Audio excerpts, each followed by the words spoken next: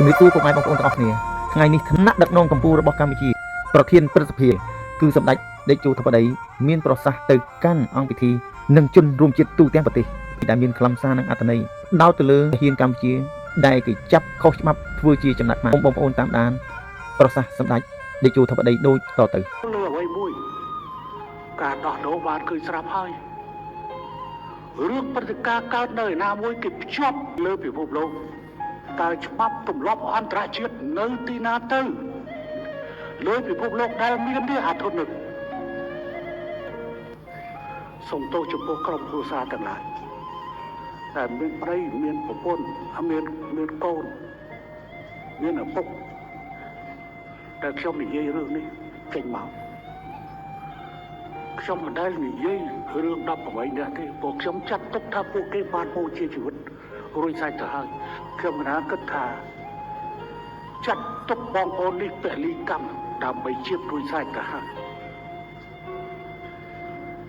គេច្បាស់ណាស់នឹងយកបញ្ហានេះទៅដោះដូររឿងនេះរឿងនោះហើយបងប្អូនទាំងនោះក៏ពិតជាយល់ក្រុមគូសារក៏ពិតជាយល់នៅលើពិភពលោកតើច្បាប់ទម្លាប់អន្តរជាតិនៅទីណាទៅសង្គ្រាមគេតែងតែមានការដោះដូរឆ្លើយសឹកតែនេះចាប់កងទ័ពរបស់យើងលើដីយើងក្រោយវត្តជបាញ់យកទៅធ្វើជាចំណាប់ខ្លាំងសូមបងប្អូនជនរួមជាតិយកយល់រឿងនេះខ្ញុំកណាខ្ញុំបានចាត់ទុកថាបងប្អូននេះបានពលិកម្មជីវិតរួចស្រេចទៅហើយមិនគួររឿងនេះទៅជាអញ្ចឹងលើពិភពលោកដែលមាននេះអាធននេះដែលជាតិសាសន៍មួយតាំងខ្លួនជាស៊ីវិល័យហើយចាប់ចំណាប់ខ្មាំងដើម្បីដោះដូរនេះមិនមែនជាឆ្លើយសឹកទេណាអត់មែនជាឆ្លើយសឹកទេបងប្អូនយើងស្លូតពេកហើយគេមកគេចាប់ដៃសុំតតរូបរួចហើយជុំចាប់យកតម្រង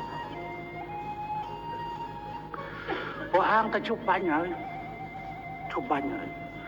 ហើយមកដីយើងទៀតសូមទោសចំពោះក្រុមគ្រួសារទាំងឡាយតែមានប្តីមានប្រពន្ធមានកូនមានឪពុកតែខ្ញុំនិយាយរឿងនេះចេញមកខ្ញុំមិនដែលនិយាយរឿង18នេះទេព្រោះខ្ញុំចាត់ទុកថាពួកគេបានបូជាជីវិតរួចស្រេចទៅហើយ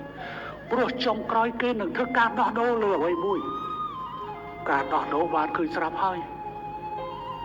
រឿងព្រឹត្តិការណ៍កើតនៅឯណាមួយគេភ្ជាប់ការមិនដោះលែង